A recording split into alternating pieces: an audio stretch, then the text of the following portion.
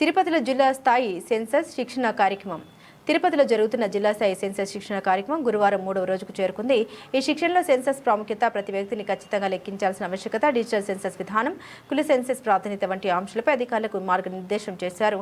ఈ కార్యక్రమంలో ఆంధ్రప్రదేశ్ రాష్ట్ర జనగణన కార్యకలాపాల డైరెక్టర్, పౌర నమోదు డైరెక్టర్ జె నివాస్, తిరుపతి జిల్లా collector doctor yes Venkateshwar, DRO Narasimhulu తదితరులు పాల్గొన్నారు.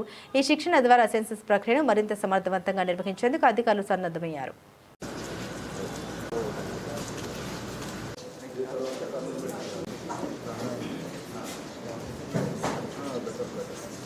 After that, we explained what is the role specifically for the charge officer and technical assistants. How crucial you all are going to play in the census 2027, because this is the first digitally driven census is going to happen in India.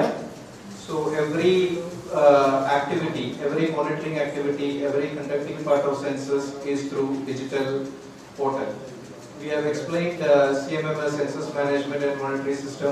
Second aspect, when it comes to monitoring, see, currently we are having close to about, let's say, about 90,000 enumerators. What will happen is that the first task for us is to see whether enumerator has started the work. Applications మా ASO వాళ్ళు ఏమి ఇచ్చారంటే based on Panchayat national అని ఒక పంచాయతీలో ఒకటి చూపించారు. But national revenue విలేజ్లో అది రాదు sir. Beyond the revenue village near RF వస్తుంది సార్ అది.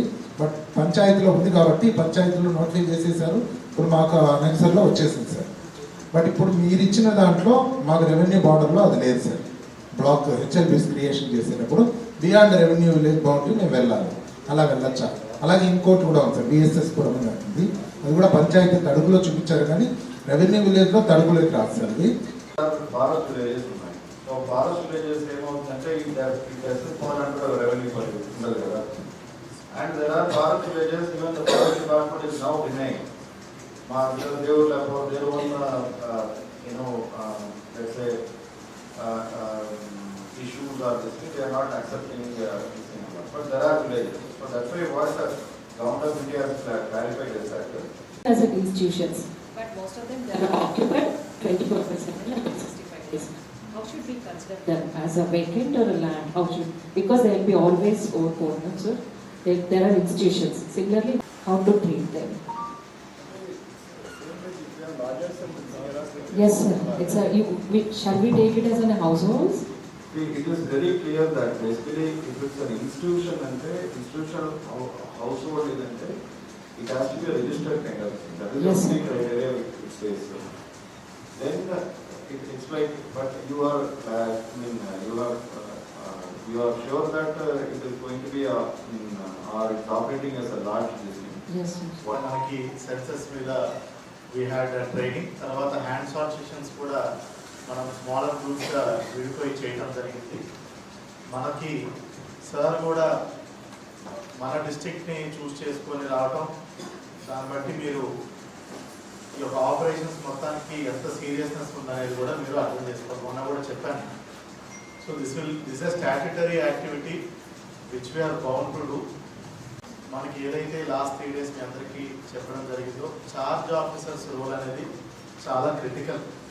ఆ చార్జ్లో ఉన్నటువంటి మొత్తం సూపర్వైజర్స్, ఎన్యూమరేటర్స్ అందరికీ you will be the leader.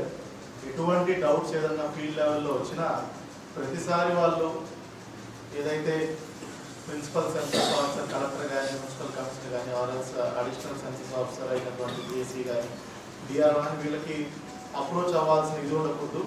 మీరే సబ్జెక్ట్ నాలెడ్జ్ అంతా పూర్తిగా మీరు అర్థం చేసుకొని మీరు you should be able to guide your enumerators and supervisors. So మళ్ళీ May 1st నుంచి actual house listing activity start అవుతుంది. సో ఈ లోపే మీరు మీకు ఇచ్చినటువంటి డ్యూటీస్ ఏదైతే ఉందో దాన్ని మీకు మెటీరియల్ ఇస్తాం, అదంతా కూడా మీకు చదవండి. ఎన్యూమరేటర్ సూపర్వైజర్స్ మెటీరియల్ కూడా మీరు డీటెయిల్గా చదివితేనే మీకు అర్థం అవుతుంది.